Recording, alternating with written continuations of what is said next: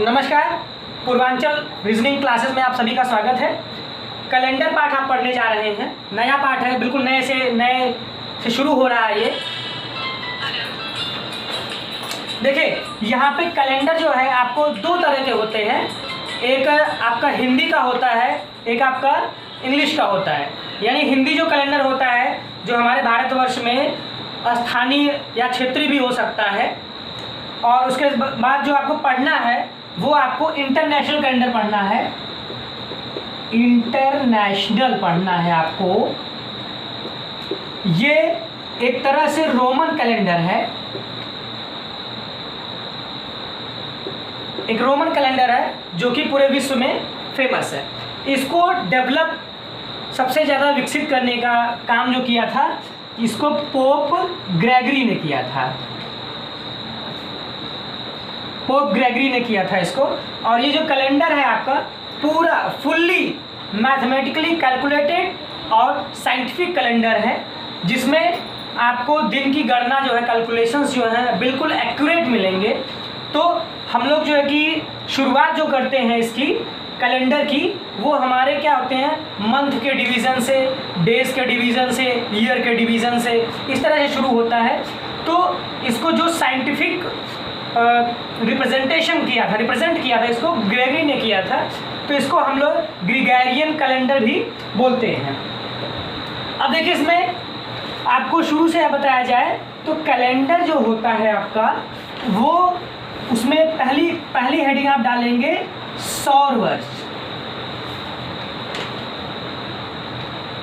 इसको बोलते हैं सोलर ईयर।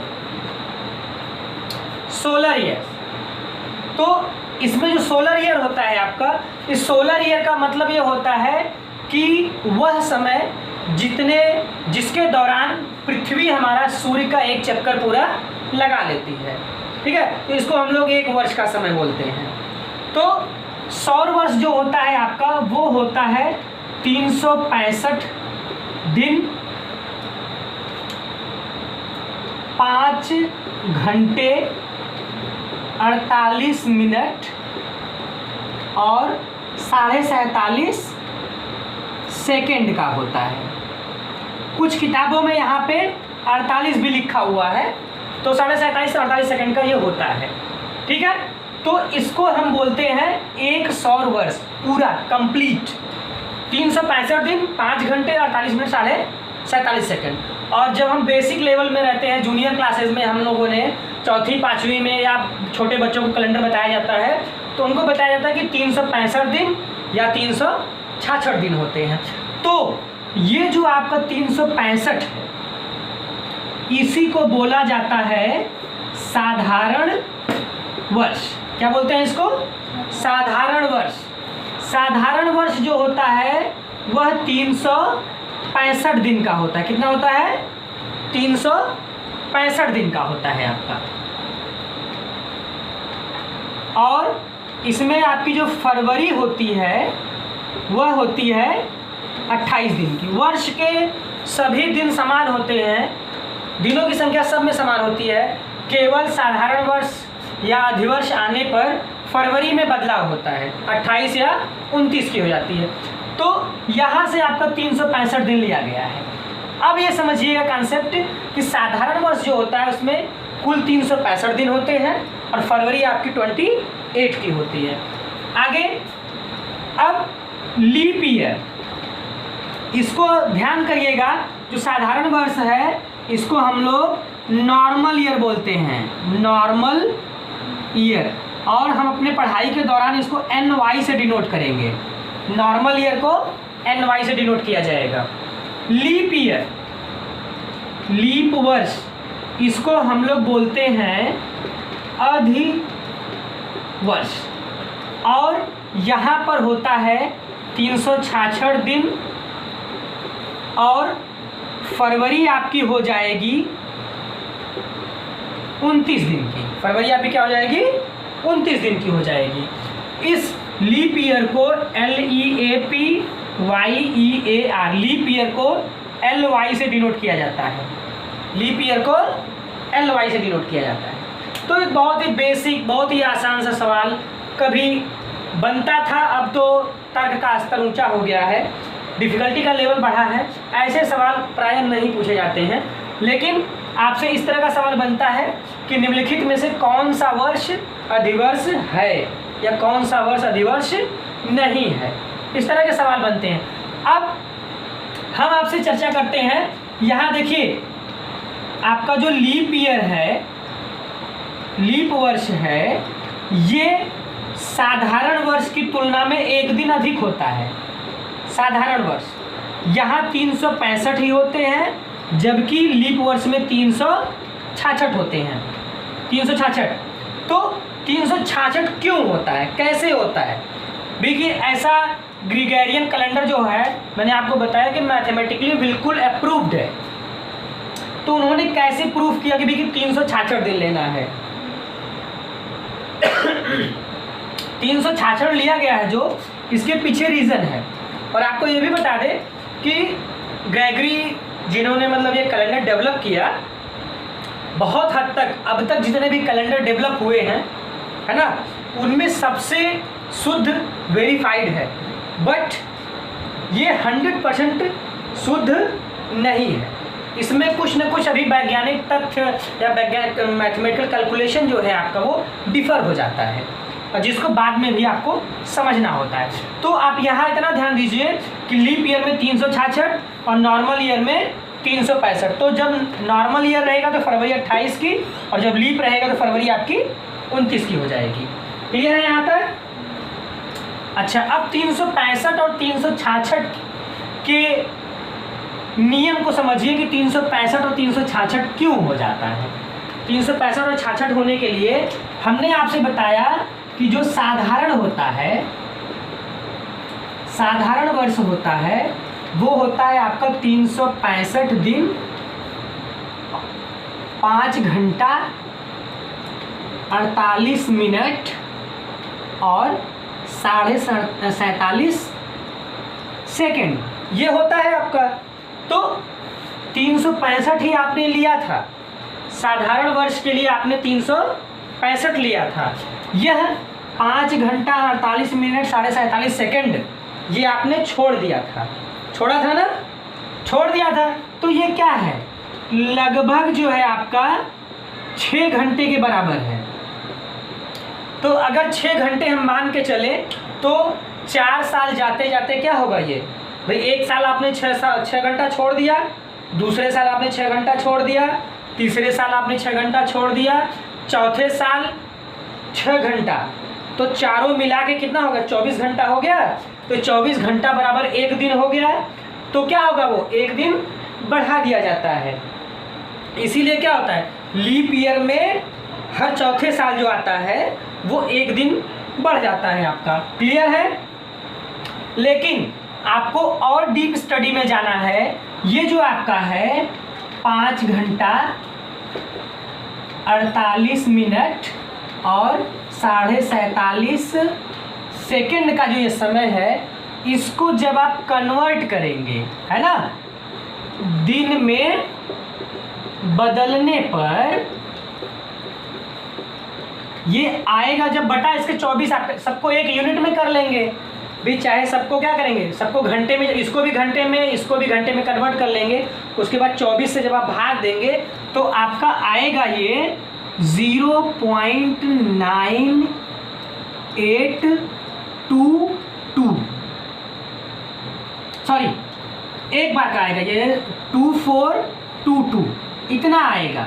यानी कि चौथाई, जैसे दिन 24 घंटे अगर आप चौथाई करेंगे तो आपको क्या आना चाहिए, 0.25 आना चाहिए, जबकि क्या है 24.2422 है आपका ये। क्लियर है यहाँ तक? तो ये दिन में बदलने पर क्या है, लगभग चौथाई आ रहा है, लगभग चौथाई। क्लियर? अब 0.2422 इंटू 4, क्योंकि इसको हम प्रयास करेंगे पूर्णांकों में बदलने का।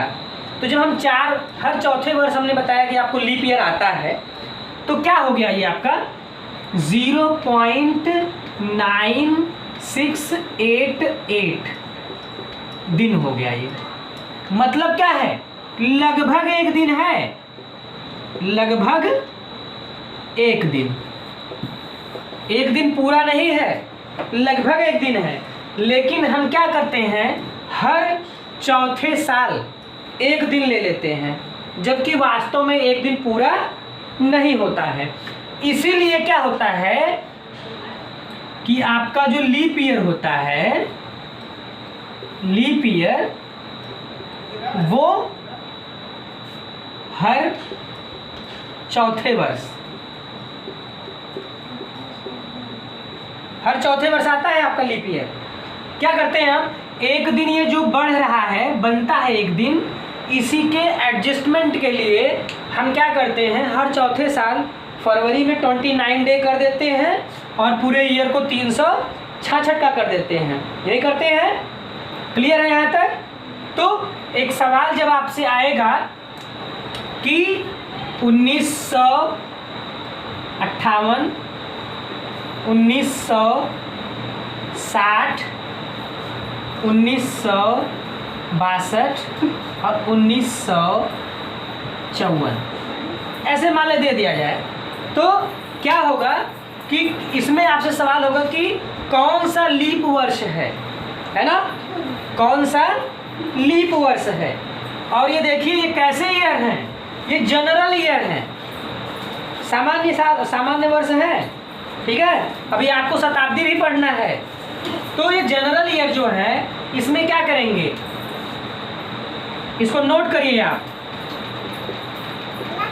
अधिवर्ष पता करने के लिए, ठीक, वर्ष में 4 से भाग देते हैं। वर्ष में क्या करते हैं हम, 4 से भाग देते हैं। जो वर्ष 4 से पूरा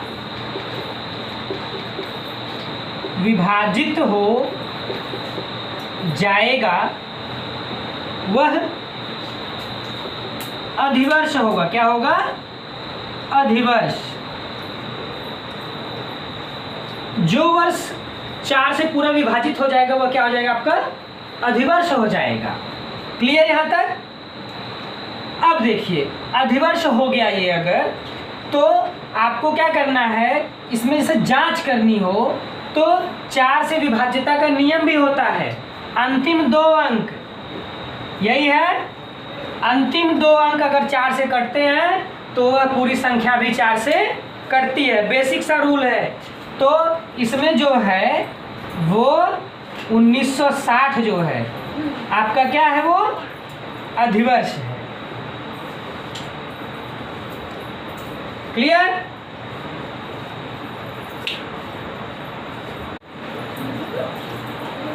अगली हेडिंग आप डालिए शताब्दी वर्ष।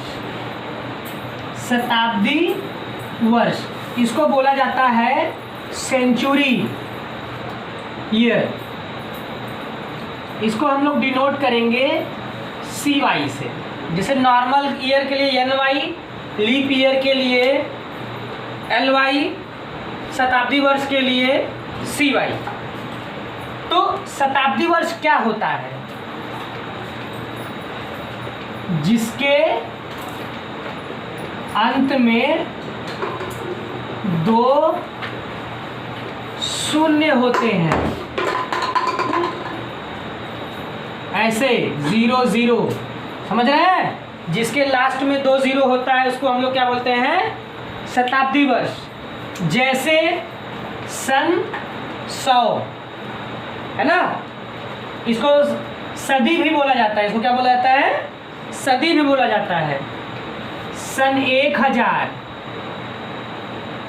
सन 2000, ये चल रहा है ना, 2021 चल रहा है, तो क्या हो गया ये 2000। ये सब जो वर्ष हैं इनको जो है कि हम लोग क्या बोलते हैं, सेंचुरी है। तो एक बात ये आती है कि क्या ये, एक और उदाहरण ले लेते हैं हम लोग, मान लीजिए जैसे इसमें है 1500, सन 1500, सन 2000, सन 1000, सन 100, यानी जब कैलेंडर शुरुआत हुई थी वहाँ से बातें सब चल रही हैं कि कैलेंडर जब से शुरू हुआ होगा तो क्या हुआ कि सन 1, सन 2, सन 3, सन 4 ऐसे करते करते आज सन 2021 चल रहा है। इसका मतलब क्या है, जो ग्रेगोरियन कैलेंडर है वो आपका 2100 साल पुराना हो गया है, हो गया ना, तब से ये चल रहा है। तो आपका इसमें हम अगर पूछें कि कौन सा लीप ईयर है, कौन सा लीप ईयर है, तो अभी तक की जानकारी के अकॉर्डिंग ये लगता होगा कि भाई सभी हो सकते हैं, क्योंकि जिसके लास्ट में 2 जीरो होता है वह संख्या 4 से जरूर कटती है। अभी तक तो आपने यही नियम से पढ़ा कि 4 से भाग देना होता है ना। तो अब अगर आप मान लीजिए 100 को चेक करते हैं, सपोज करिए, तो 4 से भाग देंगे आप, 4 दूनी 8, 2 4 0, 4 पंजे 20, कट गया, 25 बार गया। इसका मतलब क्या है कि सन 100 जो है कि वो अधिवर्ष है ना। 1000 को भी वेरीफाई करते हैं हम, 4 से भाग देंगे, 4 दूनी 8, 2 20, 4 पंजे 20, कट गया, 1 0 उतरा, यहाँ भी 0 चला जाएगा, 0 बार हो गए, कट गया पूरा, तो 250 कट गया ये भी। तो अकॉर्डिंग टू रूल 4 से कटना है, तो ये भी तो क्या है, अधिवर्ष है। सन 2000 जो है ये भी 4 से कटना है, 4 पंजे 20, कट गया, 2 0 यहाँ बढ़ जाएंगे, तो कट गया पूरा पूरा, तो 2000 भी है। जबकि कौन सा लीप ईयर है, इसका मतलब है कि कोई एक ही है, तो वो कौन सा है, तो यहाँ 4 से भाग देने से नहीं पता सही चल रहा है। तो आपको क्या करना है, शताब्दी वर्ष में, नोट करिए इसको, शताब्दी वर्ष में 400 से भाग दिया जाता है, ठीक है। पूरा कटने पर लीप ईयर होगा, पूरा कटने पर ही लीप ईयर होगा, 400 से भाग देना है आपको, क्लियर। अब क्यों होता है यह भी आपको समझा दिया जाए। तो वापस लौटिए, जो आप पढ़े थे कि क्या है, एक दिन में 0.2422 ये दिन हो रहे थे, आपने गुणा 4 कर दिया था तो आया था 0.9688 डेज आए थे, ये 4 साल में आए थे। तो आपने क्या किया, इसको चौथा वर्ष लीप ईयर बना दिया, है ना। इसके अकॉर्डिंग आपने क्या कहा कि हर चौथा वर्ष लीप ईयर हो गया आपका, इसके अकॉर्डिंग। जबकि आपने क्या किया, एक दिन पूरा नहीं था, एक दिन पूरा नहीं था, कितना था ये, केवल ये था 0.9688। अगर पूरा होता तो 1.00 हो जाता ना दिन।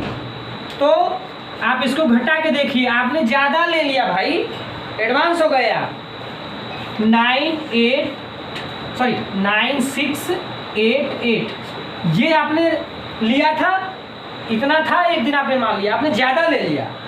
तो क्या हुआ, घटाएंगे इसको तो ये हो जाएगा 0.03, ठीक है, 12 डेज। इतना आपने ज़्यादा ले लिया, इतना आपने ज़्यादा ले लिया। अब थोड़ा सा सोचिए, लगता होगा कि भी 0.0312 हमने ज़्यादा ले लिया 4 साल में, तो कौन सी बड़ी बात हो गई, है ना। लेकिन अगर हमने सेकंड भी लिया है तो सेकंड चलता चलता कभी न कभी एक समय आएगा जब वह मिनट बन जाएगा, जब वह घंटा बन जाएगा, जब वह दिन बन जाएगा, जब वह वर्ष बन जाएगा, हो सकता है ऐसा समय। तो वही है ये चीज़ कि ये जो आपने लिया है इसको 0.0312 मल्टीप्लाइड बाई 100 ईयर। 100 मतलब इसलिए किया गया है कि 100 साल में इसका प्रभाव आपको दिखाई देगा। कब देगा इसका प्रभाव? 100 साल में, है ना। तो 100 साल में क्या होगा? 100 साल में क्या होगा? गुणा करेंगे तो ये हो जाएगा आपका 3.12 दिन हो जाएगा। कितना हो जाएगा? 3.12 दिन हो जाएगा। तो अब क्या होगा? 100 साल में आप क्या हो गए? आगे चले गए ना। तो कैलेंडर क्या होगा? अब ऐसा तो है नहीं कि भाई इकट्ठे 3 दिन आप जंप कर जाएंगे, है ना। 3 दिन इकट्ठे जंप नहीं करेंगे।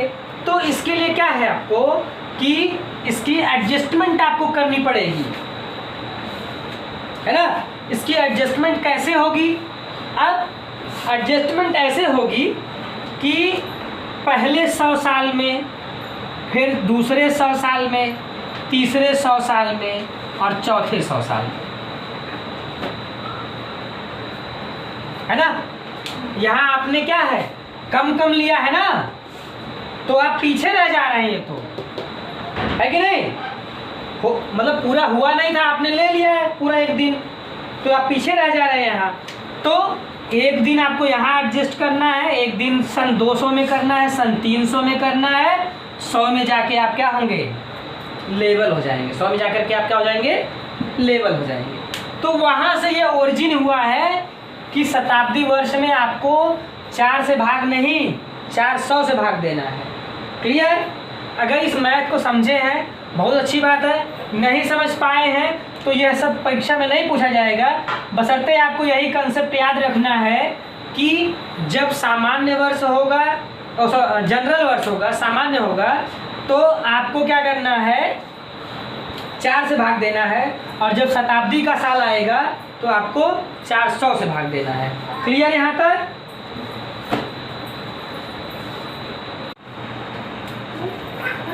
इसकी समरी आप लिखिए। सामान्य वर्ष में 4 से तथा शताब्दी वर्ष में 400 से भाग देने पर यदि दिया गया सन या वर्ष विभाजित हो जाता है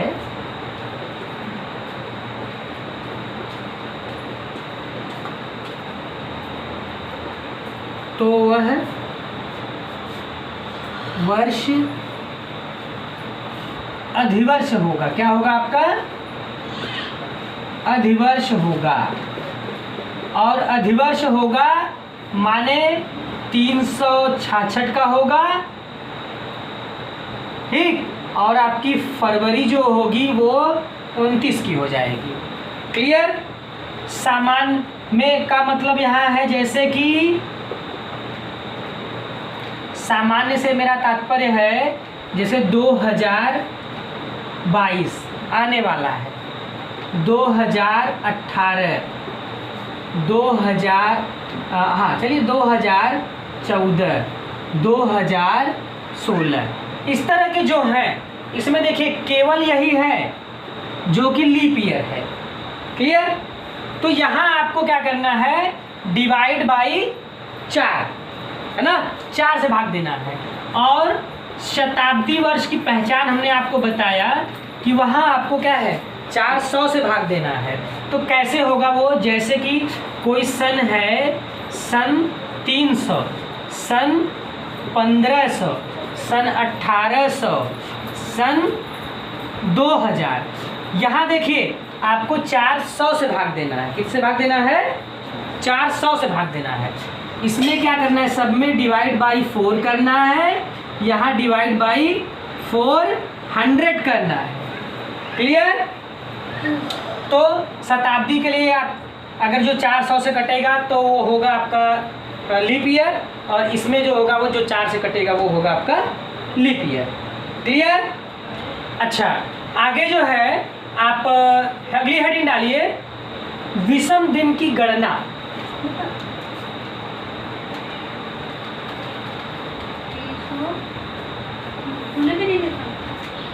विषम दिन की गणना, नोट करिए इसको।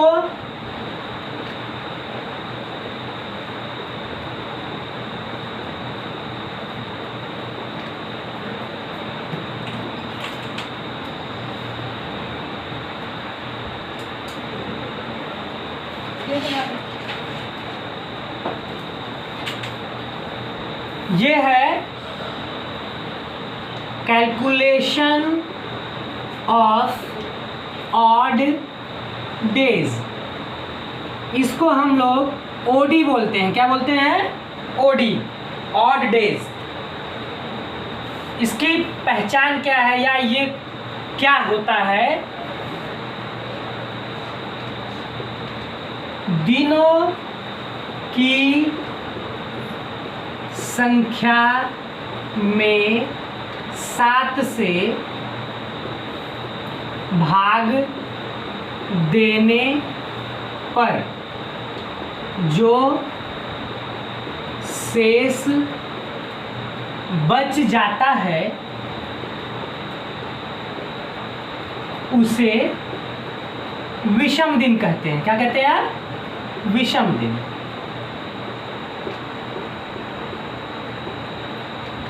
और 7 से भाग इसलिए दिया जाता है कि सप्ताह में 7 दिन होते हैं, सप्ताह में 7 दिन होते हैं। और 7 दिन के बाद क्या होता है, हमारे जो दिन होते हैं वह दोबारा से आने शुरू हो जाते हैं, मतलब रिपीटिशन हो जाता है, उनकी पुनरावृत्ति होने लगती है। बार बार वही फिर 7 दिन के बाद क्या है, अगला दिन रिपीट होने लगता है। तो 7 से हमने इसलिए भाग दिया है। जैसे आपका जो जनवरी होता है, जनवरी वो 31 का होता है ना? तो 31 जो है यानी कि 31 आपका है, उसमें 7 से भाग देंगे आप तो 7 चौक 28 और 3 शेष बचा। तो जो ये शेष बचा है इसी को हम बोलते हैं विषम दिन। क्या बोलते हैं? विषम दिन। क्लियर? तो ये हो गया आपका विषम दिन। तो 7 से भाग देने के बाद जो यहाँ बार गया है यह क्या है? जितनी बार गया है यह हमारा सप्ताह होता है, सप्ताह या हफ्ता, वीक इसको बोलते हैं, है ना? तो इस सप्ताह से कैलेंडर में कोई मतलब नहीं है। सबसे इम्पॉर्टेंट क्या है आपका? ये ऑड डे, यही सबसे इम्पॉर्टेंट है। विषम दिन जो आपके शेष बचते हैं ये सबसे महत्वपूर्ण है, यही आपके कैलेंडर में कैलकुलेशन के समय काम आएंगे। ठीक है? तो बारी बारी से हम लोग क्या करते हैं, इसको पढ़ते हैं, इसको नोट करिए आप।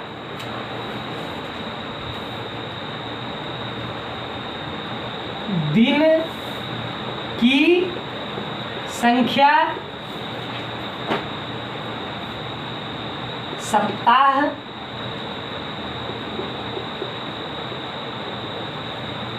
और यहाँ पर विषम दिन,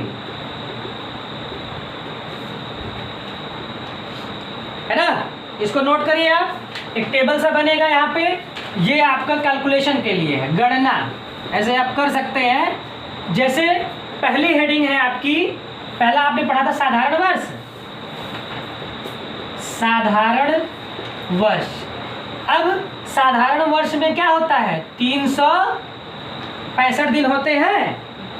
ठीक? तो कैलकुलेशन में यहाँ आ जाइए आप, 365 भाग में 7 करके देखिए तो क्या होगा? ये आपका 52 हफ्ता और 1 दिन बचेगा। इसको कैलकुलेट करके देखिए, 7 दूनी 14, 7 पचे 35 है 36, यानी और 1 दिन शेष।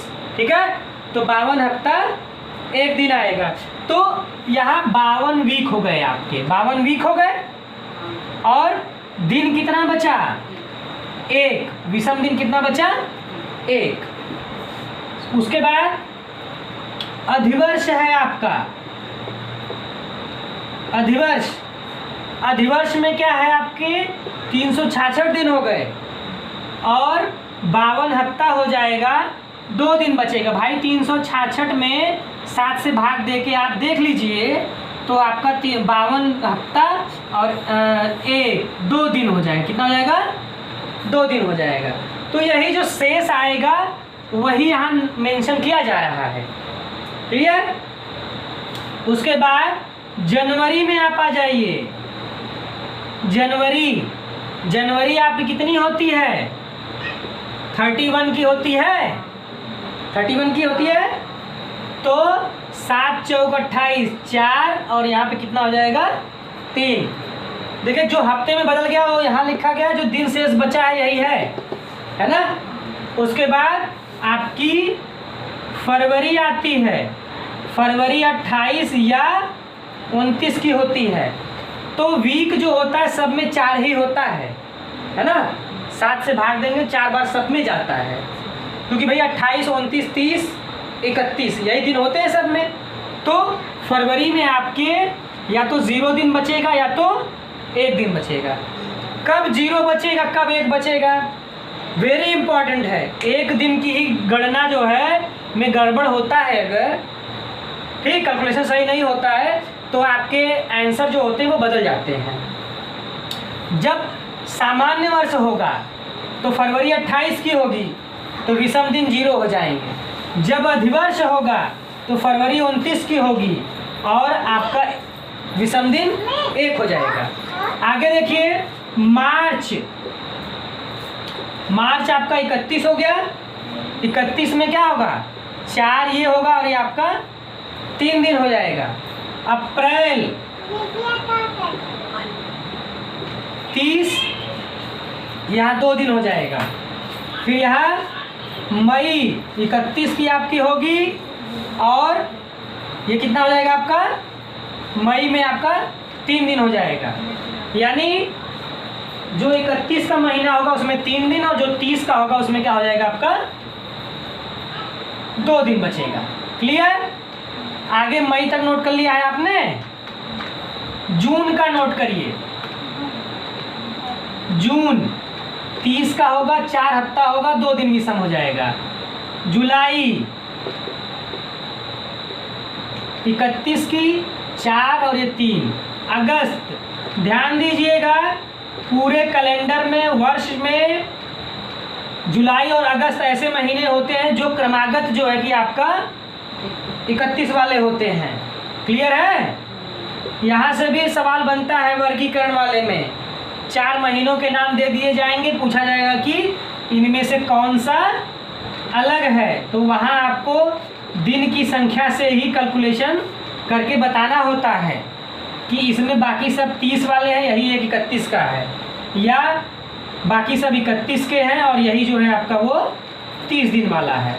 तो अक्टूबर आपका 31 का हो गया तो इसमें क्या हो गया? 3 दिन बचेगा। नवंबर 30 का हो गया और इसमें 2 दिन बचेगा। और दिसंबर 4 दिन, यहाँ पे 3 दिन। यानी साल का पहला महीना, साल का आखिरी महीना 31 का होता है और बीच में जुलाई और अगस्त जो होता है वो 31 का होता है। और अगर किसी को न जानकारी हो कौन सा महीना कितने दिन का होता है तो आप अपना फिंगर या मुट्ठी बांध के ऐसे आगे करेंगे। जो अंगूठे पे मतलब कि हड्डी पे आता है वो 31 का होता है, जो 2 हड्डियों के बीच में आता है वो आपका 30 का आता है। ठीक है? ये बाल पोथी में बताया गया है छोटे बच्चों की, वहाँ से पढ़ लीजिएगा। ठीक है? यानी जनवरी, फरवरी, मार्च, अप्रैल, मई, जून, जुलाई, अगस्त, सितंबर, अक्टूबर, नवंबर, दिसंबर, जो हड्डी पे आएगा इस हड्डी पे वो 31 का, और जो हड्डी के बीच में 2 हड्डियों के बीच में आएगा वो आपका 30 का होगा। और एक कविता भी है, जून नवंबर जानिए, अप्रैल सितंबर 30, फरवरी 28 या 29, बाकी सब 31। ठीक है यहाँ तक? चलिए आगे बढ़ते हैं। चलिए देखिए, अभी हमारे एक स्टूडेंट पूछ रहे हैं कि सर जो है कि ये ईसा पूर्व है ना, इतिहास पढ़ते हैं तो उसमें आता है, और बाकी तो कोई ज़रूरत होती नहीं है। ईसा पूर्व और ईसवी सन ये हिंदी में है, और इसको बीसी और ये एडी, इसका क्या मतलब होता है ना। तो बीसी का मतलब लिखिए यार, बिफोर क्राइस्ट, है ना। क्योंकि देखिए रोमन कैलेंडर है, पोप ग्रेगरी ने बनाया था, तो इन्होंने अपने देवता को, यानी इनके जो देव हैं उनको बेस मान के, उनको आधार मान के इन्होंने बनाया था। तो जब इन्होंने कैलेंडर बनाया तो इन्होंने एक आधार माना कि वह समय जो हमारे देवता मतलब कि यीशु मसीह है ना, ईसा पूर्व वही है शब्द, देखिए यीशु के जन्म के पहले की घटनाएं और यीशु के जन्म के बाद की घटनाएं, मतलब इस तरह का उन्होंने बेस बनाया। बाकी कब ये जन्म हुआ तो भाई हम ये नहीं जानते हैं, है ना।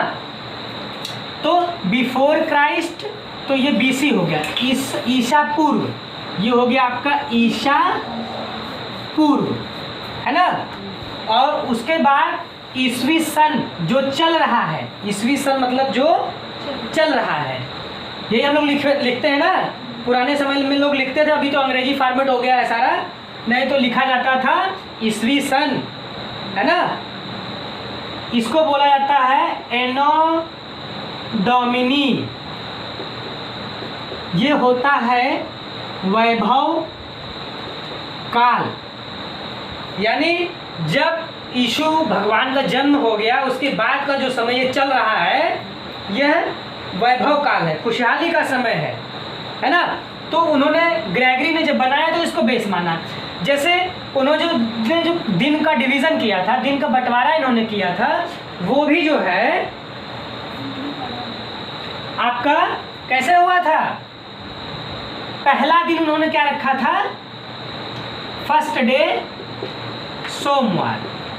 अब ये सोम जो है ना, ये हम लोगों ने रखा है, सोम देवता, मंगल देवता, बुध देवता, ये है ना हमारे ग्रह और देवताओं के नाम से सप्ताह के नाम है हमारे देश में।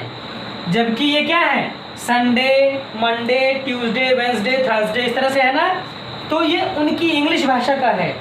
तो वर्ष का पहला दिन, वीक का पहला दिन, कैलेंडर की जो स्टार्टिंग हुई थी वो 1 जनवरी सन, ऐसे लिख लीजिए, बल्कि सन 1 क्या था उस दिन, मंडे। क्या था, मंडे। यानी सप्ताह की शुरुआत जो होती है वो मंडे से होती है। कई जगहों पे रविवार भी माना जाता है, जबकि होना ये चाहिए कि पहले क तब जो है ख, है ना। माने मंडे हमारे काम का दिन होता है, Monday, Tuesday, Wednesday, Thursday, Friday, Saturday, ये आप काम करिए, संडे को आराम करिए। ये नहीं होता है कि पहले आराम कर लीजिए उसके बाद काम करिए।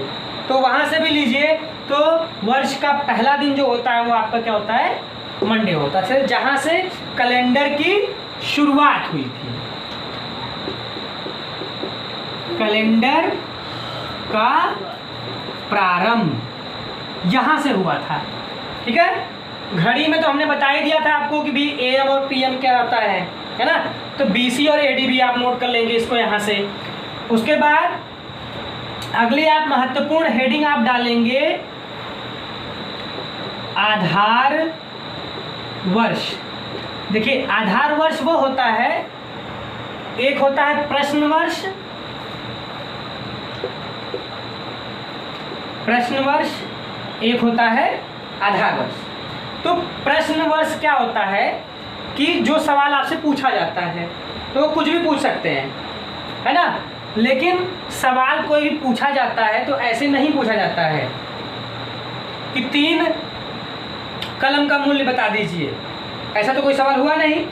उसका कोई आधार दिया जाएगा कि यदि 1 कलम का मूल्य 2 रुपया है तो आपको आधार मिला ना। तो वही बात यहाँ भी है कि आधार वर्ष जो होते हैं वह 2 तरह के होते हैं। कैसे होते हैं, प्रश्न में न देने पर। ठीक है। और दूसरा होगा प्रश्न में देने पर। इसको नोट करिए आप।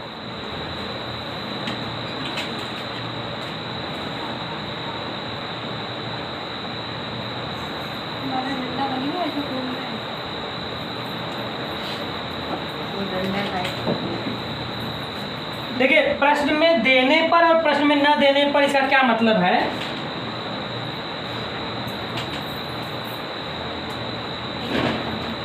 अब प्रश्न में न देने पर क्या मतलब होगा। इसका मतलब कि जब प्रश्न में नहीं दिया जाएगा तो आपको क्या करना है, 1 जनवरी सन 1 को मंडे मान करके अपना सवाल लगाना है। ठीक है। और जब प्रश्न में दे दिया जाएगा तो ये क्या हो जाएगा, आपका प्रश्नानुसार हो जाएगा। क्लियर। जैसे एक सवाल ये पूछ लिया जाए कि आज कौन सी डेट है, 1 सितंबर है ना, 1 सितंबर 2021 को कौन सा दिन है। तो आप क्या बोलेंगे, आपको मालूम है कि भाई आज मंगलवार है, बता देंगे।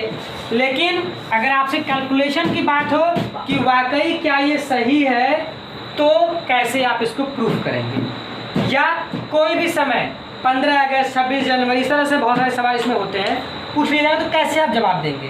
तो जितनी भी चीज़ें आज आपको बताई गई हैं ये क्या है, आपके कैलकुलेशन का बेस है। कैलकुलेशन का बेस है। आपको इसलिए बताया गया कि डायरेक्ट अगर आपको सवाल बताया जाए तो ये ना हो बात कि कैसे आया। तो आप यहाँ सब जानते रहिए कि कैसे आया है, उसकी ओरिजिन क्या है, क्यों इतना लिया गया है ना, कब इतना लेना है, कब नहीं लेना है, सारी चीज़ें आप जानते रहिए। और अगली क्लास में यानी कि कल की क्लास में आपसे जो है कि प्रश्नों पर चर्चा होगी और इसकी विस्तृत चर्चा होगी पूरे पाठ की। एक भी दिन अगर आपको क्लास मिस नहीं करना है तो आप जुड़े रहिएगा। और हमारे चैनल को, हम चैनल पर थोड़ा सा नए आए हैं तो उसको आप हमारी वीडियो को ज़रूर देखिए, दूसरों को भी शेयर करिए, लाइक करिए और मेरे चैनल को सब्सक्राइब कर लीजिए। धन्यवाद।